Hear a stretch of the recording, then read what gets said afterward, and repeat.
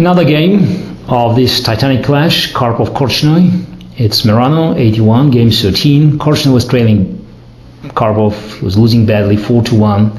But this game probably was his best achievement in the match, which was so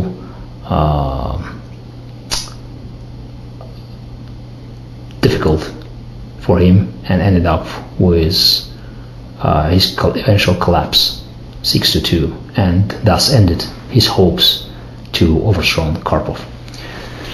So c4, e6, knight c3, d5, and after bishop e7, Korchnoi switched to cd5, e5, bishop f4. Karpov developed the bishop on f5, g4, bishop e6, h3, knight f6, knight f3, castle, bishop d3, c5. Now, we discussed this position briefly in the introduction. So white made a very strange castle, walking with the king from e1 to g2.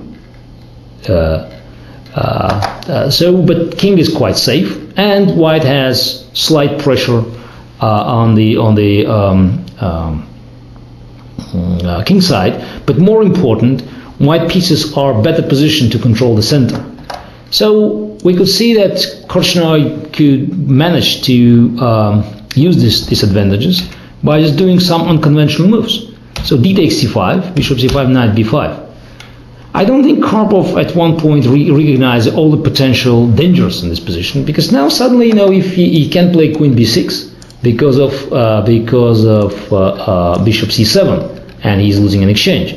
So bishop has to go on f8, and then knight f goes on d4, and after exchange on c8, Korchnoi made a very strong move, e takes d4.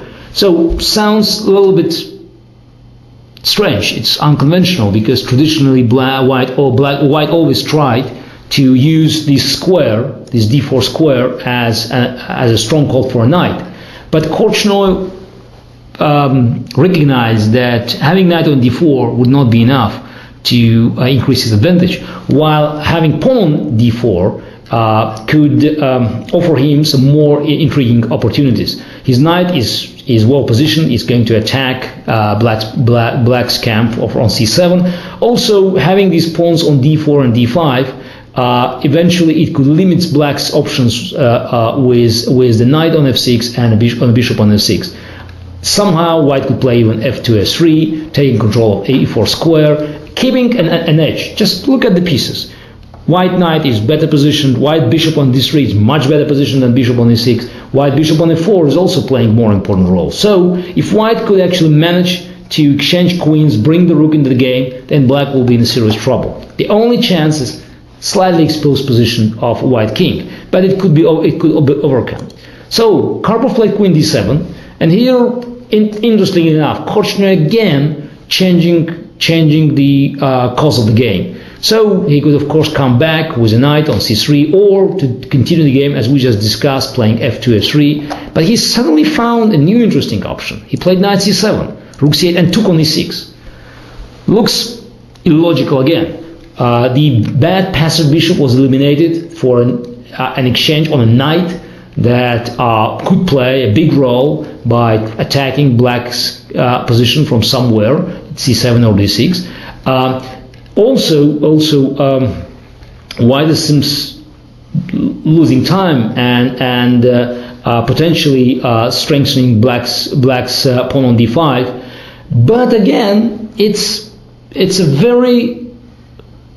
vital quality of a strong player to see how one advantage could be transposed to another one.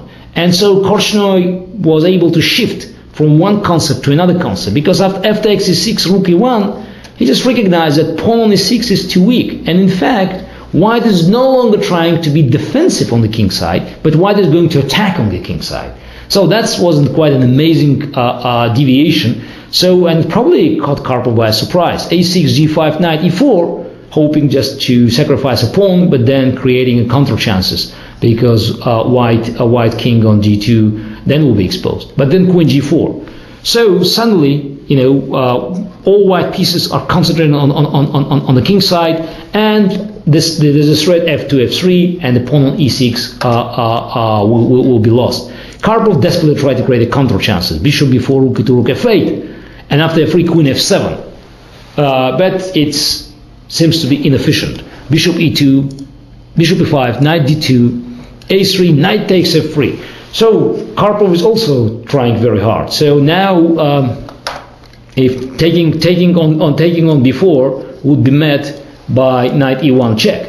So Korchnoi had to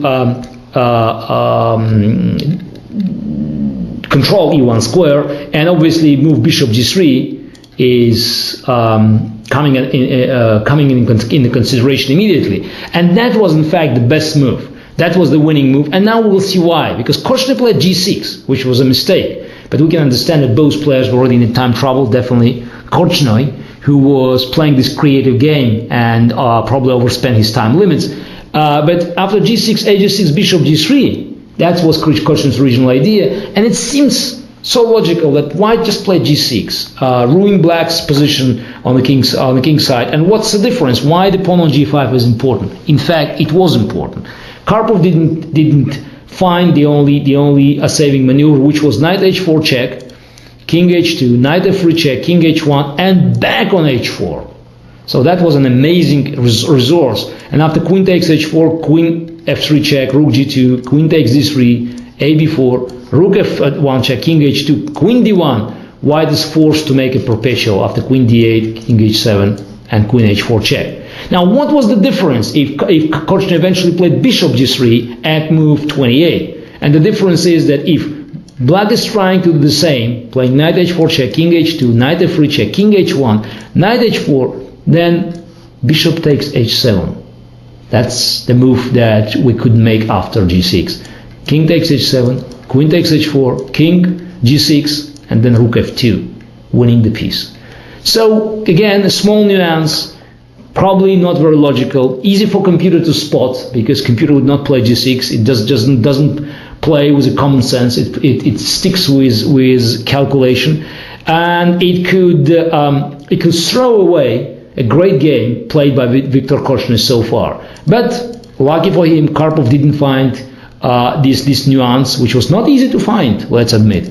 Played bishop e7, and after rook f2, the game was technically over. So there were a few more moves, but were absolutely irrelevant. So Korchnoi had an extra queen and easily converted it in the full point. Eventually, Karpov even lost the piece, so it was a very nice maneuver of Korchnoi. Just have a look again. Queen b3, queen goes on e6, then queen e8, and the knight on b2 was taken. That was Korchnoi's sealed move. The game was over, and the score changed in 4-2 in Karpov's favor. But that was the last achievement of Korchnoi in this match, and the end was all Karpov, who was winning great games in the Open Ruy Lopez and scoring an impressive 6-2 victory and winning this match and keeping his title for another 4 years.